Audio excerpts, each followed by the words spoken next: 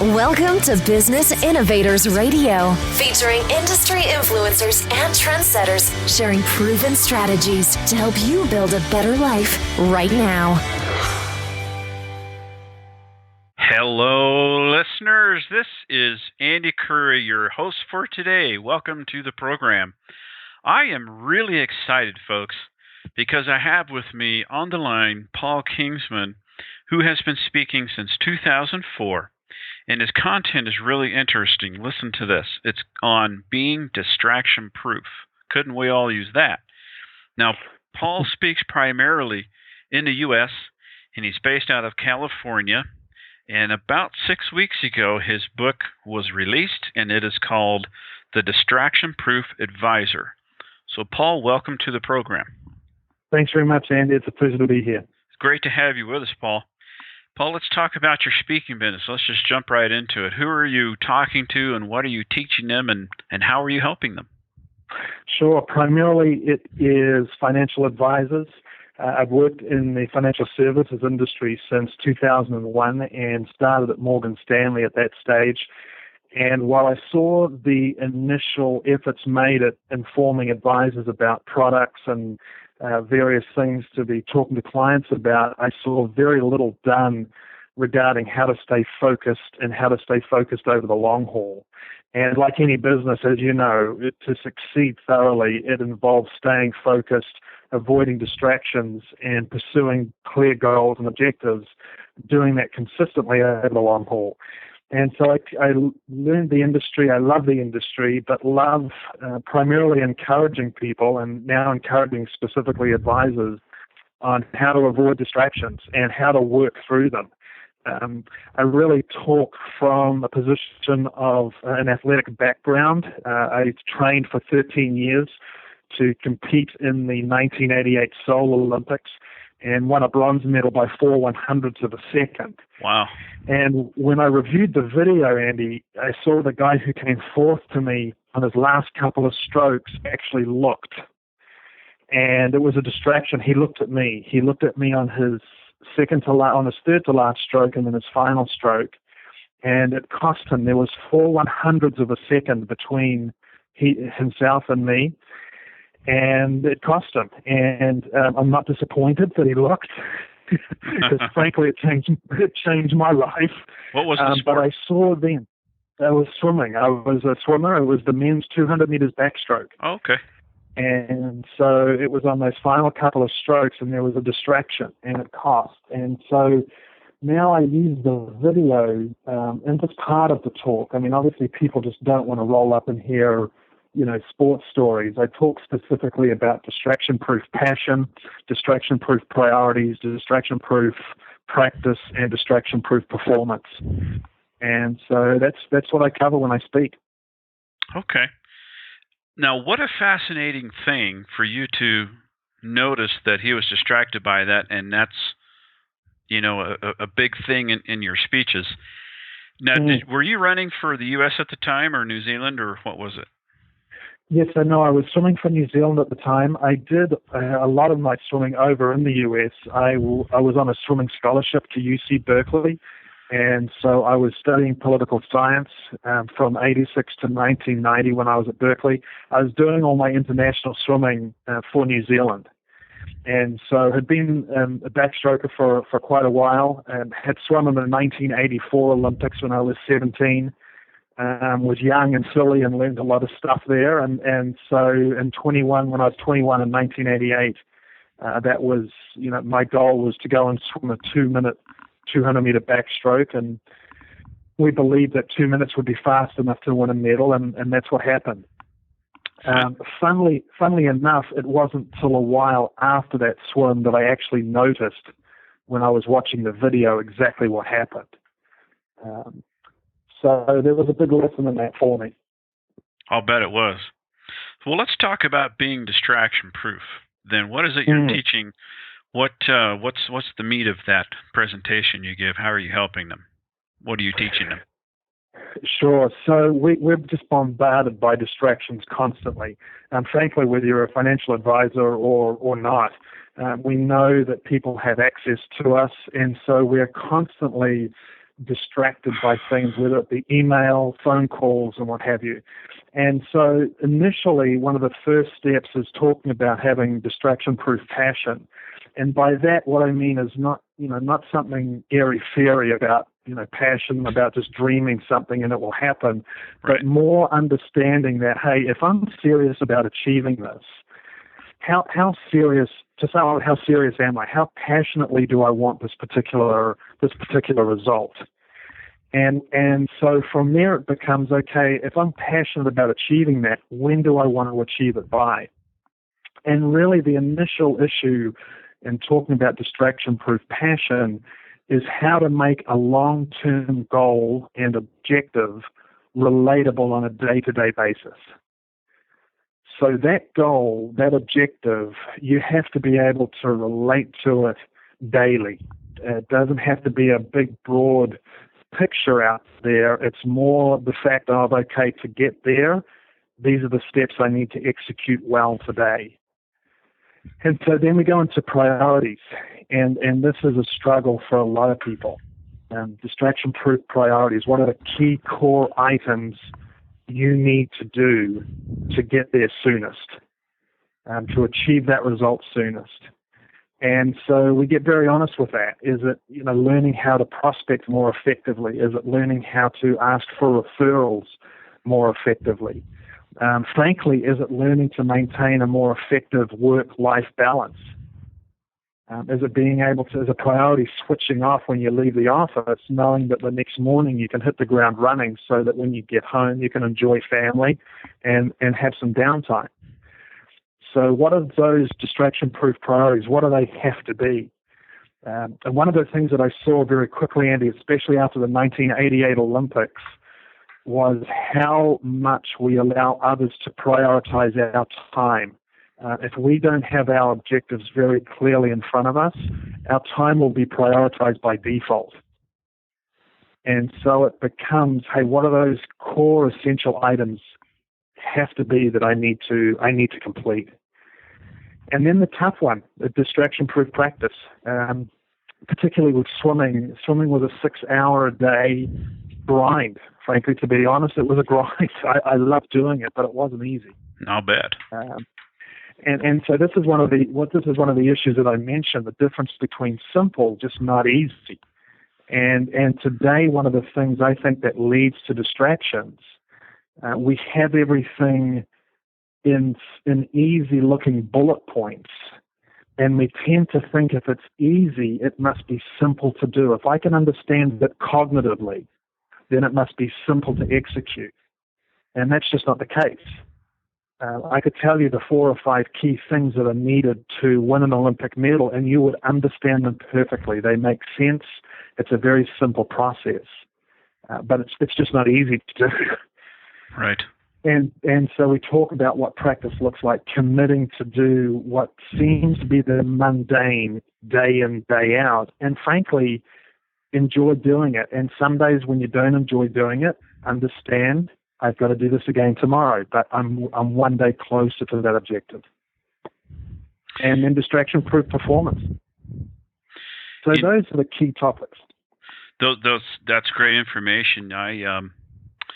I've said this before in interviews I've done with other people that I do a lot of work on a computer, and it's so distracting. There's just so much going on. Of course, there's Facebook. If you're on Yahoo, there's always these ads, things going on. What advice can you give to people in general to eliminate distractions? Well, it's funny you mention that, because naively for several months, I was talking to people. I do executive coaching as well, and was talking to people about eliminating them. But those distractions that you mentioned, frankly, are now ubiquitous with how we work in our social environment. Situations like LinkedIn, like Facebook, and what have you. So instead of trying to eradicate them, it becomes a situation of managing them and using them as rewards. So that means if I want a time block, let's say I want to work solidly, I know that after 55 minutes I have to move around, my concentration starts going, then it becomes, okay, let's time block the day. 55 minutes on, 5 to 10 minutes off, and out getting fresh air and walking around, or checking Facebook, or checking email, or checking LinkedIn. And so it's better managing your time and emotional output and input. And so I'm not espousing or not recommending eradicating those things, because, as you know, we wouldn't do that. But now it becomes, okay, they're going to have their time and place, and they're not going to get the best of my attention when I need to be giving it to a project that's going to get me closer to achieving my ultimate goal. Right. Okay. Well, let's talk about your book for a minute. The Distraction Proof Advisor. Talk about your book. So I had always dreamed of doing a book, and if you were to ask me what's easier, winning an Olympic medal or publishing a book, frankly, I'd go back into the pool. Would you? It was a lot more difficult than what I thought in doing it. But it was a project that I always wanted to do, and I wanted to do that so advisors could have a step-by-step process with which to build a business, and a process on how to measure and how to manage those core activities they needed to do. And so, as we said earlier, it's not about eradicating distractions, but it's about becoming distraction-proof to where you still have those things, but at the right time. Right. So advisors are swamped by all sorts of information coming their way, by market turbulence. I mean, when you look at what's happening in the economy right now with the markets, there's a lot of up and down, a lot of angst out there. But it's helping advisors stay focused on what they need to do, and ultimately their clients are going to be more effectively serviced by them doing that. So ideally and ultimately their businesses will keep growing. Okay. So it is interesting, though, whenever I mention distraction proof to people, or they'll ask me, what have you written about it? And I mention about being distraction proof and avoiding distractions. I think everybody we've mentioned that to has exactly the same response of they roll their eyes and say, they'll make a funny joke because they know how much they get distracted. Right. So focusing on one thing for any amount of time is getting more and more difficult. And so it's something you have to build up. It's just like exercising a muscle. You have to build it up and not get discouraged when you do give into a distraction here and there. Yeah, because that happens all the time, I'll bet. I know it does for me. Absolutely. Right. Absolutely. It's constantly with us. Well, Paul, how did you get started in the speaking business? How did that come about for you? Well, I started speaking in New Zealand a number of years before we came back here. But when we got here back into the U.S. in 2001, I loved the financial services industry, but really saw that although we were learning about a lot of products and a lot of products and services, there wasn't much around for how to help advisors, again, stay focused on that long-term objective. And so, as I said, I've been speaking a little bit in New Zealand around more my swimming background. Now I wanted to put that to use and develop talks and presentations and coaching where it was going to be helpful to advisors. So when I'm talking to groups, it's not, very little is mentioned about actual sports stuff. There are a couple of sports analogies that are given to just highlight how time blocking works effectively and why it works effectively. But I love helping people, and I love encouraging people. And so many people I meet just have so much talent and ability, but oftentimes they're so frustrated at just floundering amongst everything that's out there. And so it's nice to be able to talk to a group and come alongside groups and come alongside people and say, hey, here are some of these steps. One of the reasons I love doing it, Andy, is I was blessed with having a really good team of people around me. Swimming is a very individual sport, and just like being a financial advisor. But the reality is I had a great team around me who were always there to encourage me, and frankly, who were always there to help deflect distractions. Mm-hmm.